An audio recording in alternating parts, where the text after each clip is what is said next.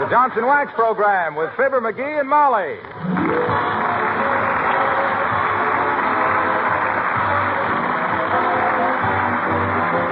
The makers of Johnson Wax products for home and industry present Fibber McGee and Molly, written by Don Quinn and Phil Leslie, with music by the King's Men and Billy Mills Orchestra.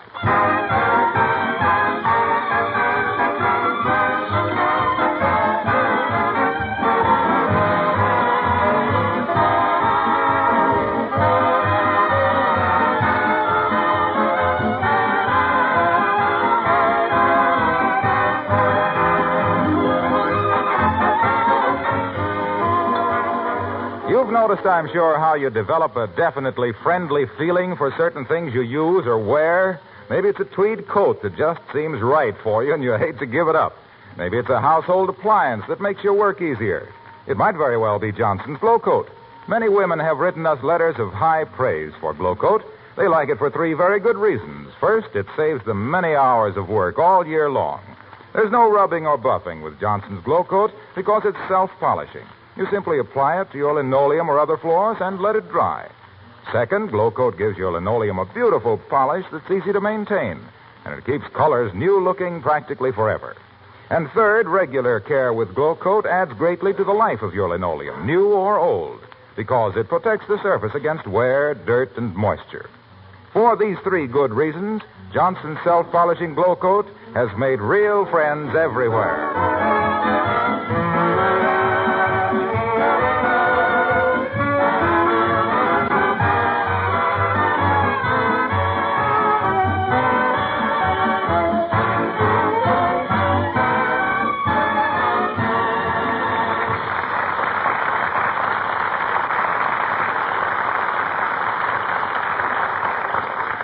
Spring has come to Wistful Vista.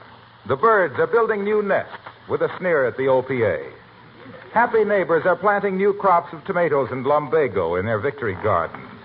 And at number 79, we find the little woman, as usual, busy with her housework. And the little man, as usual, flat on his Davenport.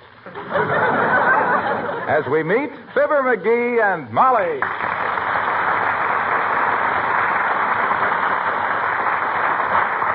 I don't know what's the matter with me today, Molly. I feel awful restless. I know you do, dearie. You've turned over twice in the last hour. I didn't mean that. I mean, well, maybe it's just spring or something, but I feel a burning ambition, a yen to do something. Well, the front lawn could use a little grass seed. Grass seed. The birds eat it before it hits the ground. The smartest thing we could do would be to pave that front yard with green cement. No planting, no watering, no mowing, no dandelions. Hey, that ain't a bad idea. Come in. 79 Wistful Vista? Yeah. Fibber McGee? Yeah. Telegram. Gimme. Sign. Where? Here. There. Here. Thanks. Right. Scram. McGee. Huh? Tip. Nope. Dope. Well,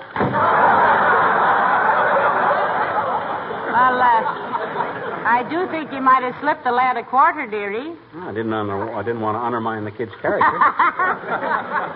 Besides, I'm laying on my change purse. Who's the telegram from? Western Union. We know anybody at Western Union? Well, not since Uncle Dennis got too fat for his uniform. Maybe this is from Roosevelt. I wired him asking if he needed a man at the San Francisco conference that understood Russian. Heavenly days. Do you understand Russian? Oh, a little. Pachakornya. That means dark eyes. Nichevo, that means doesn't matter. Yeah? Spasiba, thank you. Caviar, that means fish eggs. I see. So by the time you say thank you for the fish eggs, they've got dark eyes, but it doesn't matter. You're through. Oh, my gosh, even a smattering of Russian. Hey, Molly, look, I won. I won a prize. Look at the telegram. Read it to me. What'd you win a prize for? Remember that limerick contest I sent in the last line into the contest, too? I won. Well, good for you, dearie. What'd you win? A limerick contest I sent in the last No, line. I mean, what's the prize? Huh? Oh. Well, let me read this again. It says, happy to inform you judges considered your poetic efforts best. Prize on way. You hear that? My poetic efforts. My poetic efforts. Well, it was just one line of a limerick, wasn't it? My dear girl, that is not the point. The point is that I have achieved recognition as a poet. Oh, dear. And now I know what's been bothering me all day, why I've been so restless. It's the poet in me striving for expression. It's the creative urge, a yearning to write. Ah, at last I have found myself. And right where you left you, too. Ah, poetry, my destiny. Let me live in a roadhouse by the side of a man and be friendly. Or let me... Hello, Mrs. McGee, Mr. McGee. Hello, Alice. Good day, my child. Ah, don't you remember sweet Alice Ben Blue? Ben Bolt, Mr. McGee. Oh, yes. Ah, don't you remember sweet Alice Ben Bolt? Sweet Alice... You like poetry, child? I am by way of being a bard, you know. Oh, gee, really? Have you been writing poetry very long, Mr. McGee? His efforts to date consist of one line of a limerick, Alice. It's like me sewing a button on a house dress and calling myself Hattie Carnegie. What do you mean, one line of a limerick? I wrote more than that. Remember that poem I wrote when we were so broke? And I had to pawn that big brass padlock? What was the title of that poem, Mr. McGee? Hawk, hawk, the lock. Yes, I remember. You also wrote one when you were in the Army. Huh? You know, when the captain broke up the crap game in the mess tent? Oh, yeah. Paradise Lost. Almost forgot that. But it just goes to show you, Alice, I have a definite flair for poetry. I wish I had a room where I could shut myself away from the world, where I could commute with nature and think beautiful thoughts. Well, you could call yourself Edgar and use the guest room. Please, let us not descend to levity. To think that after all these years of futile struggle, to think that the moose has at last returned. The what? Moose. M-U-S-E, moose. Literary expression, my child, means inspiration. In fact, they got one right now. Who's got a pencil? Write this down. Oh, dear, I haven't got a pencil. Oh, here, I'll use my lipstick. I'll write it in shorthand. Go ahead, Mr. McGee. The glittering dewdrops on the lawn were there this morning. Now they're gone. And can be seen no more, alas, those pixie footprints in the grass. Ah. Well, now, isn't that sweet? Read that back to me, Alice. I want to see if it needs any fixing. Read it back? Yes, that verse about the brownie's hoof print. You wrote it down in shorthand. You said you could write shorthand. Oh, I can write it, but I never did learn to read the stuff. Oh, sure.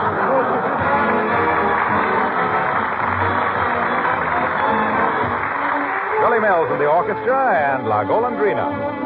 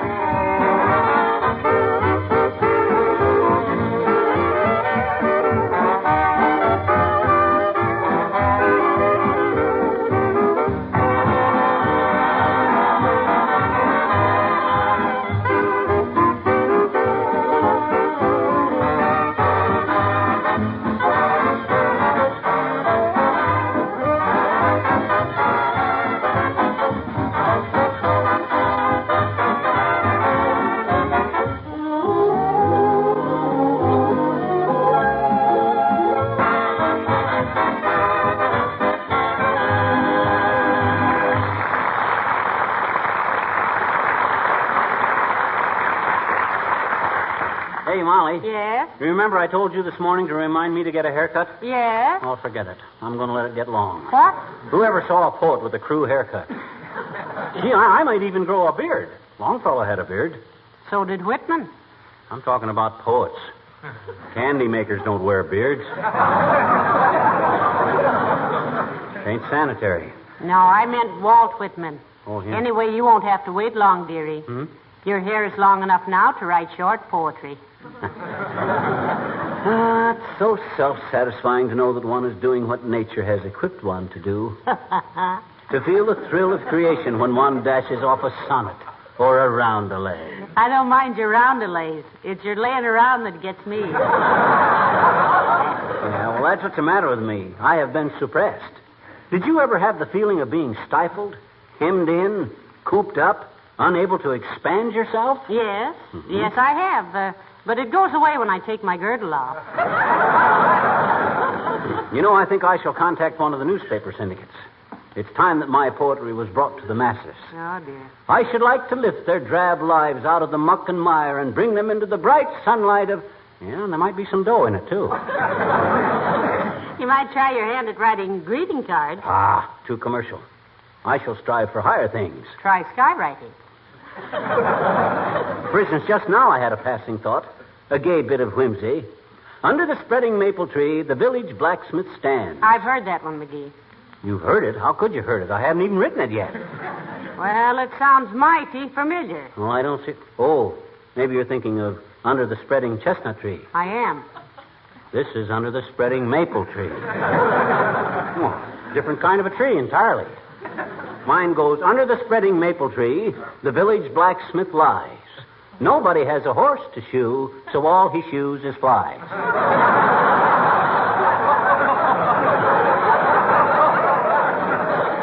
You like that? Well, it has a certain something. Betcha. But if we leave the windows open a little while, it'll clear out.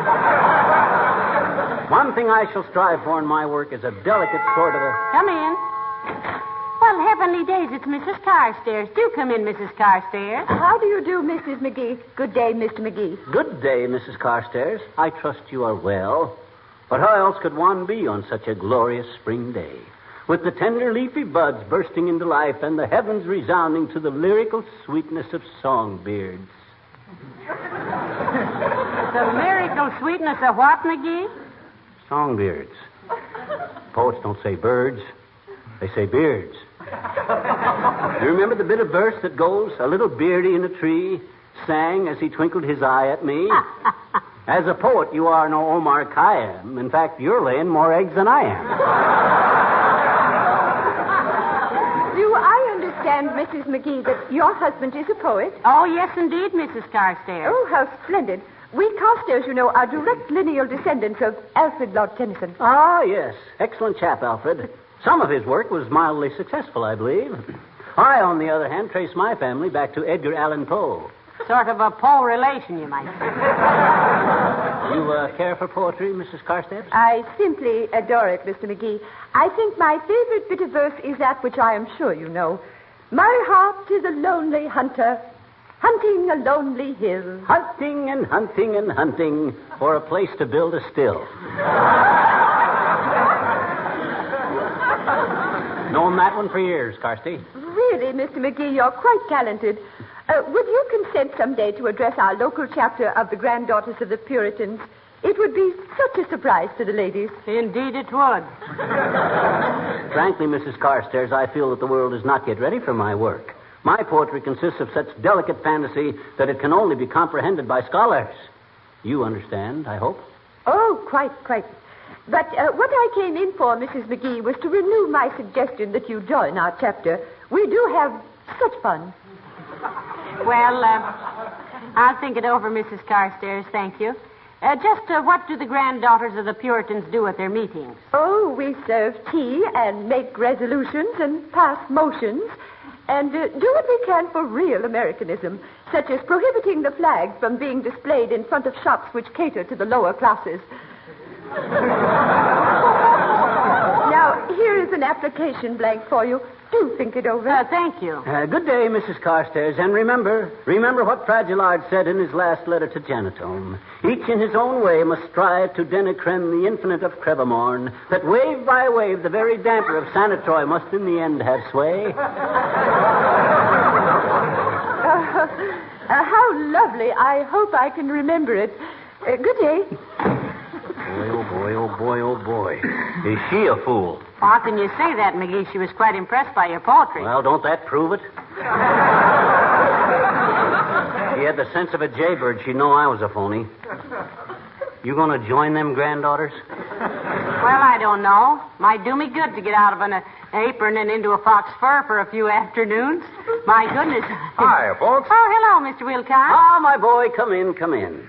Warm thee at our hearth and have no care. Just park thy well-fed carcass in a chair. How's that again? Just a little poetry, Mr. Wilcox. Himself here has decided to make a career of it. I'm dedicating my life to poetry, Junior. I feel that life is so sordid, so ugly, that I must do what I may to bring it beauty. Show him your notebook, dearie. I have a feeling it'll be a collector's item someday, Mr. Wilcox. And I hope I don't forget to put the can out the day he collects. Well, let's see it, pal. Oh, these are just random jottings, lad. Just vagrant thoughts. I feel that when I have suffered more keenly... Say, this is good. The evening sun goes down upon the plain. Homeward the plowman plods his weary way. Who plods his weary way? Homeward, the plowman.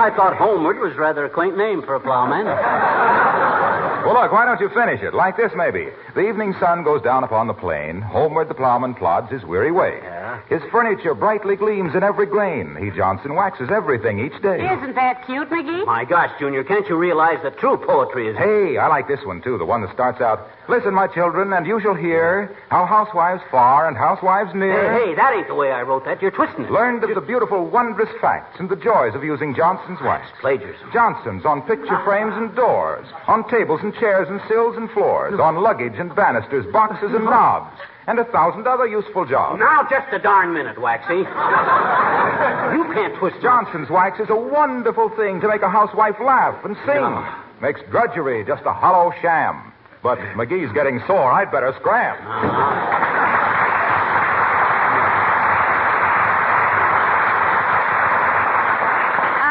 Isn't he clever, dearie? Clever, my clavicle. He's got a lot of moxie barging in here and burlesquing my poetry. And I suppose one cannot write real poetry until one has suffered, can one? That's what they say. Yep. So you stay in here and suffer, dearie. I've got to go out and see how Beulah's coming along with dinner. Yep. And don't use up all my good stationery. Okay. Ah, there goes a good kid. If I ever get to be a successful poet and make a lot of dough, it'll never go to her head. No, sir. And I hate to think what it'll do to me. I'd be the most impossible. Come in. Hi, mister. Oh, hello there, Teeny. Please state your business briefly now. I'm a very busy What man. you doing, mister? What you doing? What you? Oh, I'm engaged in the production of poetry, my child. Oh? And even while I'm standing here batting the fat with you, the poetic masterpiece of the world may be going unwritten. What was it you wanted? Well, I wanted you to help me get my piggy bank open, mister. Huh. Willie Toops is waiting for me. We're going to buy some rabbits. Oh. You got to unscrew this little screw on the bottom of it. And I can't do it. I guess women just don't understand machinery, I guess. No, I guess not, sis. No? Oh, here, let me have it. Why, my gosh, I can unscrew this with my fingernails. Gee, you're strong, mister. I bet you're the strongest man in the world, I bet you. Oh, no, I'm not. One of the strongest, maybe, but... There. Ooh. Whoop. All over the floor. Oh, here, I'll help you pick them up, sis. They sure rolled all over, didn't they, mister? There's one under that chair over there. Okay, I'll get it. There you are, sis. Well, I guess that's all of them. Oh, no, mister. This is only 63 cents. Huh? Gee, I'd almost swear I had $1.50. Oh, my gosh, really? Well, let's take another look, sis. You see any more, mister? Nary a shilling, sis. Unless they show up in the house cleaning. Looks like you're stuck. Oh. Huh? And I thought I was going to have $1.50. No. And I only got 63 cents. No. Well, thanks anyway, mister. I'm sorry I bothered Now, you. hey. Cheer up, sis. We'll probably find the other 80 or 90 cents when we vacuum in here. Oh. No. Here. Take this $1. Take that. I'll keep whatever I find, huh? What do you say? Oh, mister, you're the kindest man in the whole world. You're so nice to little children. Now Willie Toops and I can go buy our rabbits. Thank you ever so much, mister. Yeah, it's okay. Now, you're sure I won't be making any profit when I find the rest of these coins? I'm sure you won't, mister. And thanks ever so much. Oh, forget it, sis. Glad to be of service. Well, come again. Thanks, mister. Hey, Willie, I made another buck. Now let's go and have Mr. Anderson open it.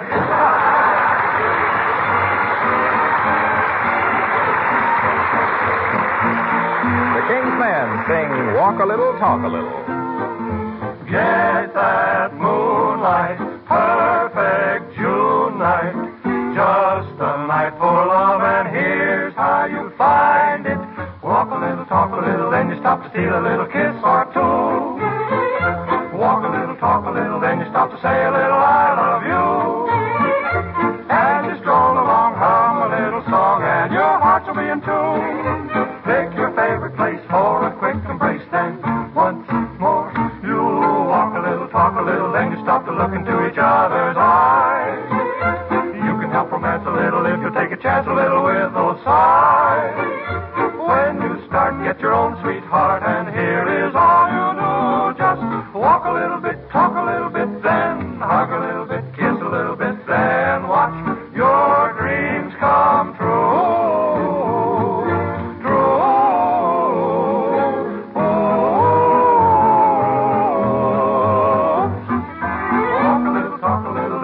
Steal a little kiss or two. Walk a little, talk a little, then you stop to say a little I love you. As you walk along, hum a happy song, then your hearts will be in tune. Pick your favorite place for a sweet embrace, then once more you walk a little bit, talk a little bit, stop a little bit, look a little bit in her eyes. Walk a little bit, talk a little bit, hug a little bit, kiss a little bit, sigh those sighs. So if you wish to woo, here is all you do. Just walk a little, talk a little more. Walk a little, talk a little slow.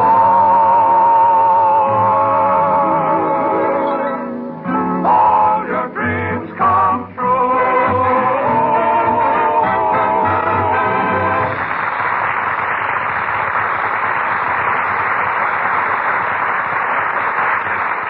Hey, Molly, did my prize come yet? The one I won when I won the limerick contest? Haven't seen it, McGee. What do you suppose it'll be, anyway? Oh, well, suppose it is only a check for a couple of thousand. Wouldn't that be grand? That'll be $2,000. 2,000 smackers. Yeah? I think I'll use it to build a little vine-covered tower on top of the house where I can sit and write poetry. Imagine me sitting there with a turtle dove on each shoulder and a magneto in my hair. Magnolia, dearie. Yeah, a magnolia. Well, anyway, are you sure that prize didn't come yet? Pretty sure, but I'll check with Beulah. Beulah? Oh, Beulah. Somebody ball for Beulah?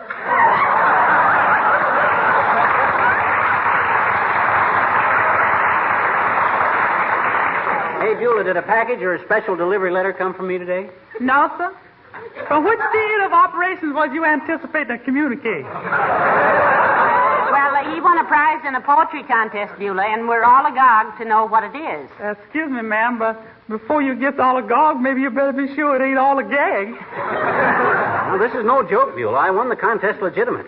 Let me know if I get a letter or something, will you? Yeah, sir. I know how it feels to get a prize for something. Once when I was just a little child, no more than an inch high to a fat pony, I won me a beautiful dog bucket. But everything happened at once in our family, seemed like. What do you mean everything happened at once, Beulah? 2 days after I gets me the dog buggy, we gets us a new baby brother, and my dolly gets dispossessed. Well, you were probably just as proud to wheel the real baby around as you would be to wheel the doll, Beulah. Oh, yeah, sir, but with a real little baby, you can't fling it upon the porch when you want to go play run, sheep, run with the other kids. See, you stuck with it. Well, that's the penalty you pay for being a girl, Beulah. Little brother has the fun and sister does the work. Yeah, then 20 years later, sister's buggy is broke and little brother's going around with dolls. It don't seem right for me. Well, let me know the minute my prize gets here, Beulah. I'm getting as itchy as a shortstop's flannel. Oh, it's getting as itchy.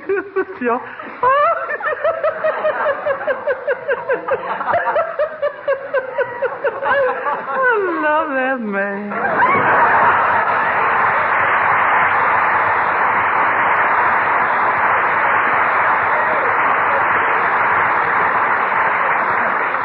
Now, let me see. Where was I? Well, you were living by the side of a man being a friend to a house. Huh? Well. Hey, you know what I'm going to compose? I'm going to compose a tone poem. Why, don't you have to know music for that? I thought you were tone deaf. What do you mean, tone deaf? I got perfect pitch. Have you really? Why, certainly. Give me a sharp hay fork and I can fill a wagon of nothing flat. Boy, everybody used to say that I... Come in. Hello, Molly. Oh, hello there, Dr. Gamble. And how are you today, Dreamboat? Splendid, Doctor. Splendid. And you, pray tell, are feeling well? And I, pray tell, are feeling well. Sweet Genevieve, what goes on here? Well, it's very simple, Doctor. He's taken up poetry. Oh, no. Yes, Doctor, 'tis true. 'Tis indeed true. I have at last come to my real vocation. It has become my mission in life to interpret beauty to those who cannot... Stop it, will you? Don't drool that Greenwich Village nonsense at me, you little faker. Poetry my peritoneum. Ooh. You couldn't rhyme moon and June if you collaborated 40 years with Ira Gershwin. You haven't got a sonnet in your bonnet that'd bring 12 cents at a literary rummage sale. Say, now listen, he won a prize in a poetry contest, Doctor. First prize, didn't you, dearie? Well, Natch. Now, if you two please be quiet, I have work to do. You will please excuse me, Doctor. I am about to woo the moose. You're about to what? Woo the moose. M-U-S-E, moose. Well, you got a great head for it. And what's more... Come in. Package for Mr. McGee. Sign here, please. Thank you. Heavenly days, McGee. It's from the International Food Corporation. Must be your prize for the limerick contest. Oh, boy. This I shall have to see. Open it up, Chubby. Oh, boy, my nerves. It ain't awful heavy, but this is an odd way to deliver a couple of $1,000 when I... Well, I'll be a... Well, for goodness sakes, what is it? Interesting little prize, isn't it? Oh. 12 packages of Heckler's Brecky Wecky Bran Flakes. Well, of all the double-crossing cheap jack chiselers I ever heard, here I beat my brains out for their dirty little limerick contest, and what do I get? Breakfast food. Poets don't need food. They live on the fragrance of wildflower. Well, as I always say, McGee, it only takes a pencil to write a little poem, but it takes a heap of groceries to make a house a hoeing. Say, that's not bad, Molly. You know, I've always wanted to write poetry myself, Doctor. Huh? In fact, I think I will. No. I think I'll make it my mission in life to bring joy and happiness into the No, not that. Please, no.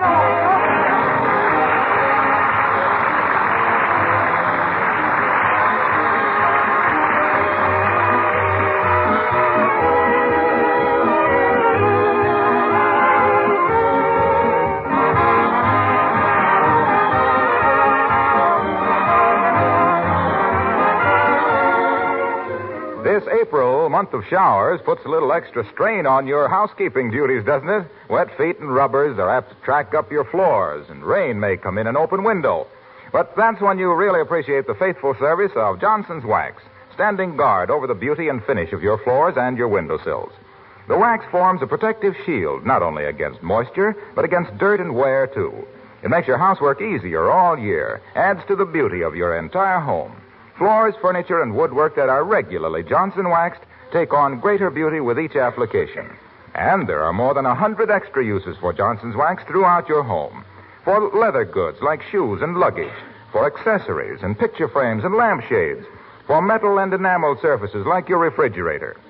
Johnson's wax is really more than a household help. It's a method of protective housekeeping.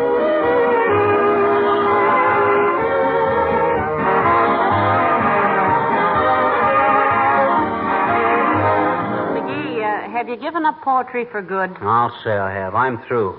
Why? Well, Dr. Gamble wanted you to write a little thing for him. Oh, gee, really? What does he want? A check for $22.50. He says you can call it Ode to a Doctor. Huh? Good night, all.